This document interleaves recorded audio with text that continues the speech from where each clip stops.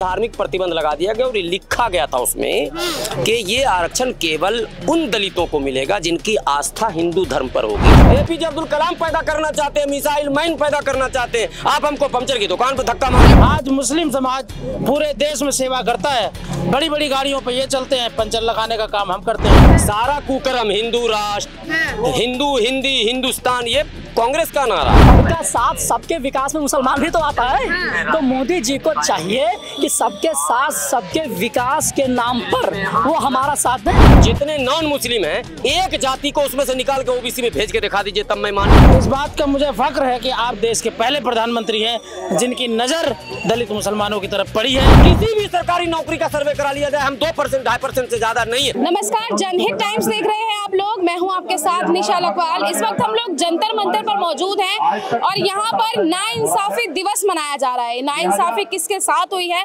और क्यों ये नाइंसाफी दिवस मनाया जा रहा है, इन्हीं लोगों के साथ जुड़ते हैं और बात करते हैं। क्या नाम है आपका? हाफिज गुलाम सरवर। सरवर जी, क्यों नाइंसाफी दिवस आप लोग मना रहे हैं? ऐसा क्या हो गया है आप लोगों के साथ कि आप लोगों ने नाइंसाफी दिवस घोषित कर दिया? देखिए, आज 10 अगस्त है। आज के ही दिन 1950 में, क्योंकि भारत का संविधान जो है 26 नवंबर 1949 को बनकर तैयार हो गया था, 26 जनवरी 1950 को लागू हो गया था।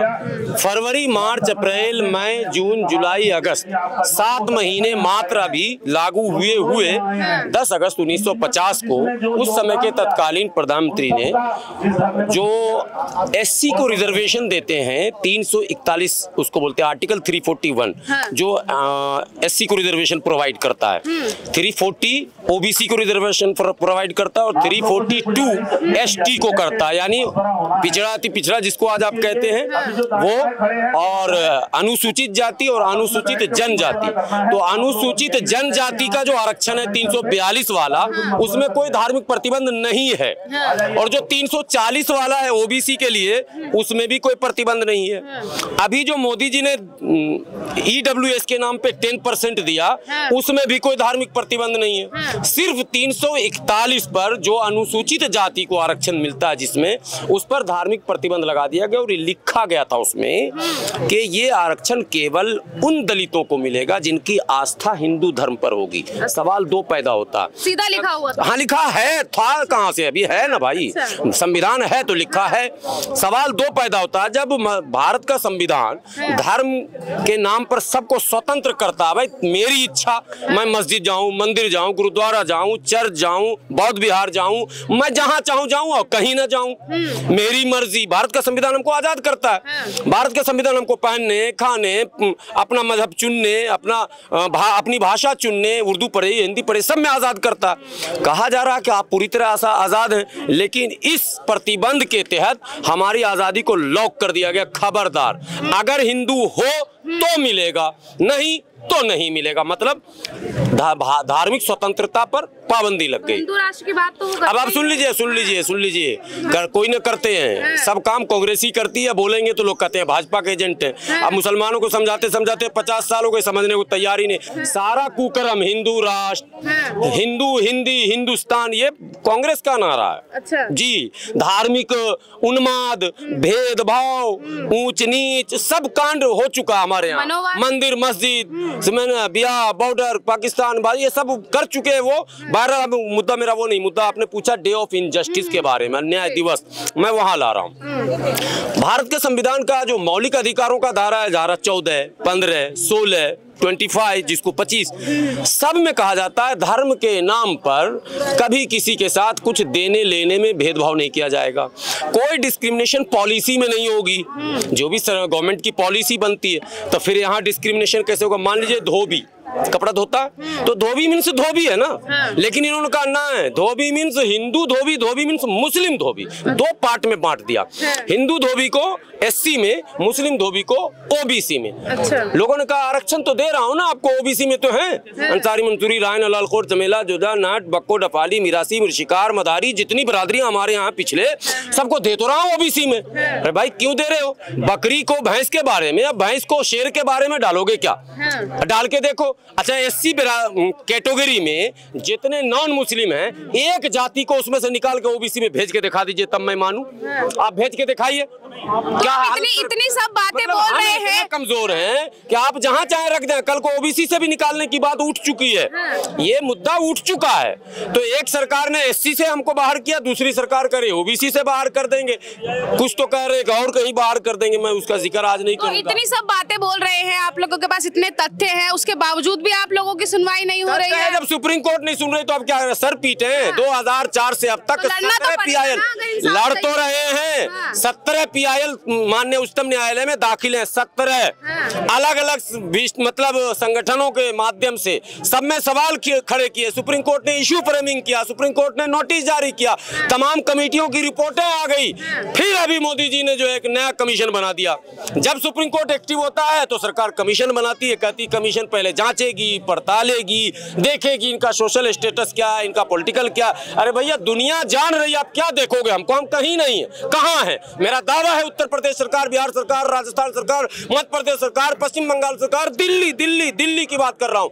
आबादी 9%, किसी भी सरकारी नौकरी का सर्वे करा लिया जाए, हम 2%, 2.5% से ज्यादा नहीं है। क्या सर्वे आप कराएंगे? टाइम पास करवा रहे हैं। हम आबादी जहां हमारी 20% वहां 3%, जहां आबादी 16% वहां हम 2%, 2.5%। किसी भी नौकरी में, दिल्ली पुलिस है ना, सर्वे करा लीजिए आप, उत्तर प्रदेश पुलिस सर्वे करा लीजिए, PSC सर्वे करा। आबादी की बात कर रहे हैं, वो कर रहे हैं, आपकी आबादी बढ़ी जा रही है। अरे भैया वही तो मुद्दा दिल्ली मैंने उनके पास है BBB बॉर्डर बिया बाबरी, ये 70 साल इसी में हमको रखे उलझा के।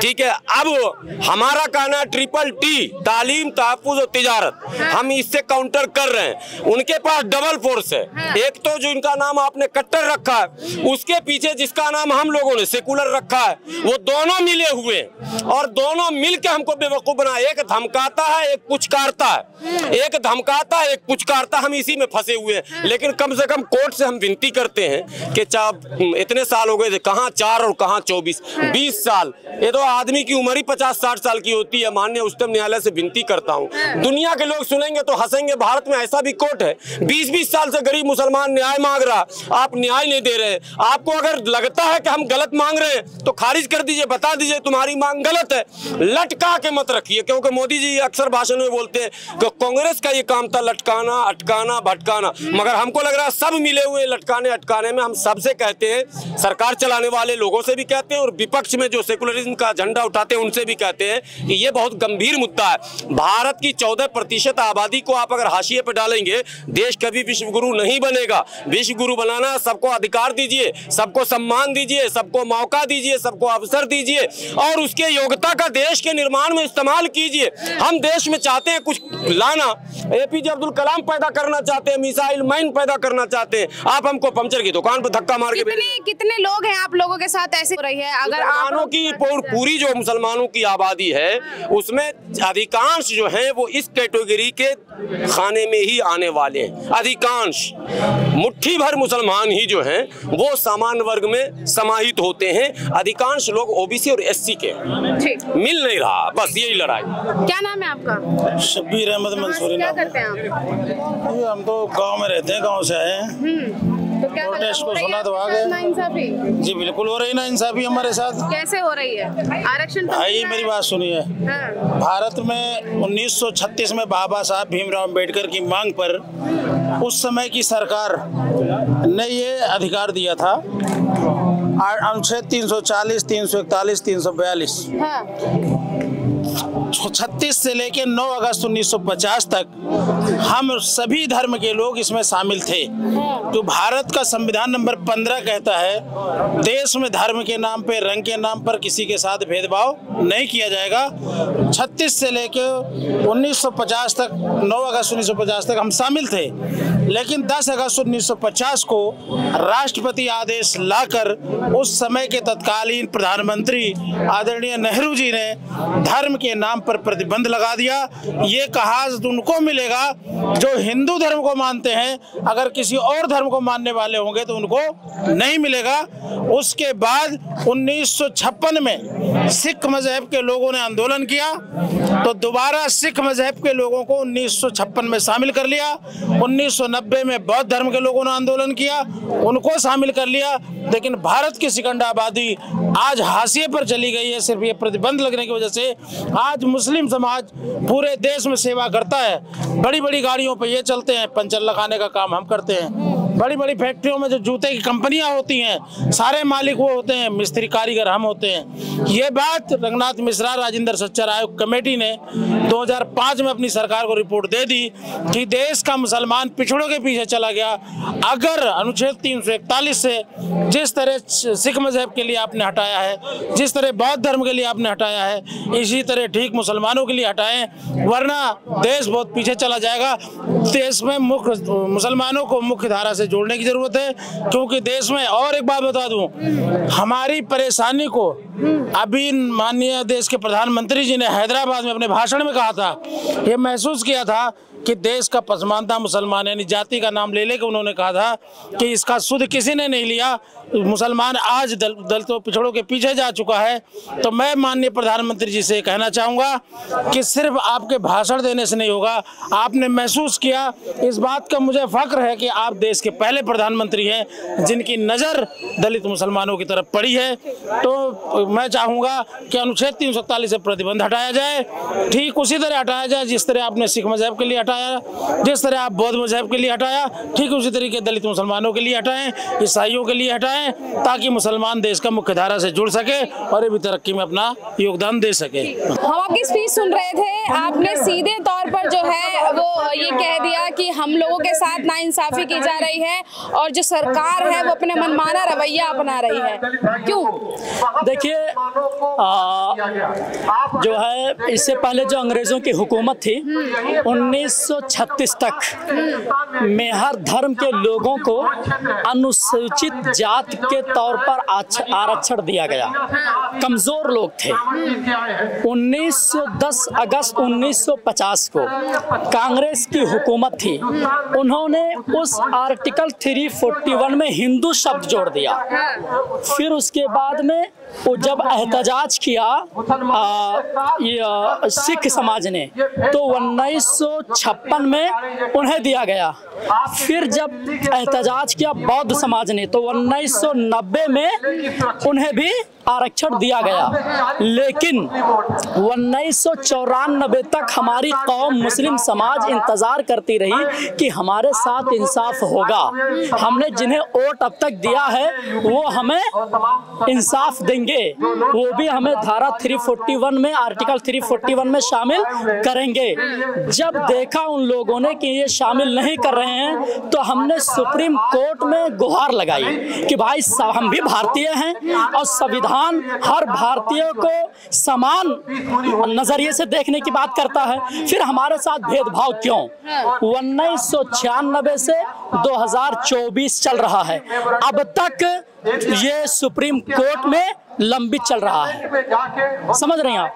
पीस पार्टी ये चाहती है कि जैसे हर समाज हर समुदाय के लोगों को हिस्सेदारी मिल रही आरक्षण के तौर पर, हमें भी आरक्षण में शामिल किया। लेकिन बीजेपी पे ठीकरा फोड़ना कहाँ तक सही है जब तक पुरानी सरकारों ने नहीं दिया, जो पुराने से चला आ रहा है। इन्हें तो आए हुए अभी इनका तीसरा कार्यकाल तो अभी शुरू हुआ है। नहीं, भाजपा की सत्ता शासन नरेंद्र मोदी जी की है। नरेंद्र मोदी जी का नारा है सबका साथ सबका विकास। तो सबका साथ सबके विकास में मुसलमान भी तो आता है। तो मोदी जी को चाहिए कि सबके साथ सबके विकास के नाम पर वो हमारा साथ दें। धारा 341 पर हमें भी आर्टिकल 341 तो समय लगेगा ना। 70 साल दूसरों ने राज किया है, अब उन्हें भी तो टाइम लगेगा। नहीं, अभी तो उनका तीसरा कार्यकाल शुरू हुआ है। उनका कार्यकाल शुरू हुआ है। हम स्वागत करते हैं यशस्वी देश के प्रधानमंत्री नरेंद्र मोदी जी, लेकिन हम उनसे यही कहना चाहते हैं आपके माध्यम से कि सर, जैसे आपका नारा है सबका साथ सबका विकास, तो उस सबका साथ सबका विकास में हमें भी शामिल कर लीजिए। आर्टिकल 341 में जब सबको हिस्सेदारी मिल रही है तो हमें भी दे दीजिए। और सुनिए, रंगनाथ मिश्रा कमीशन और सच्चर कमेटी की रिपोर्ट 2016 और 2006 और 2007 ये कह रही है कि मुस्लिम समाज दलितों से भी बदतर जिंदगी गुजारने के लिए मजबूर है, इन्हें भी आरक्षण दिया जाए। आज भी ये केस सुप्रीम कोर्ट में चल रहा है और कांग्रेस की तत्कालीन हुकूमत थी, फिर भी देने के लिए तैयार नहीं है। एक तरफ आप ही लोगों की कौम के लोग बोलते हैं कि हम सब बराबर हैं, हम सबको बराबर रखिए, और एक तरफ आप आरक्षण मांग रहे हैं। आपने ये जो बात कही कि हम सब बराबर हैं, बेशक बराबर हैं। एक ही सफ में खड़े हो गए महमूदो अयाज, ना कोई बंदा रहा ना कोई बंदा नवाज। मैं सबसे पहले आपको बता दूं, दलित के मतलब होता है पिछड़ा, कमजोर। तो कमजोर और पिछड़ा हर वर्ग में होता है कि नहीं होता है? तो हमारे भी धर्म में जो कमजोर और पिछड़े अनुसूचित लोग हैं, शेड्यूल कास्ट के लोग हैं, उन्हें भी आरक्षण दिया जाए। आपको ऐसा क्यों लग रहा है कि आप ही लोगों की कौम के जो पिछड़े लोग हैं उनके साथ ये सब हो रहा है? क्यों हो रहा है आप ही लोगों के साथ? वही तो हम सरकार से पूछना चाहते हैं कि सरकार की मंशा क्या है।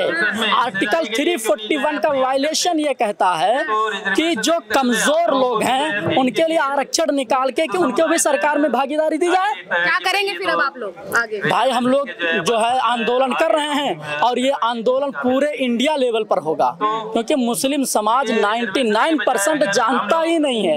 हाँ, हम अपने समाज को बताने की कोशिश करेंगे कि तुम्हारे साथ अन्याय 10 अगस्त 1950 से अब तक होता चला।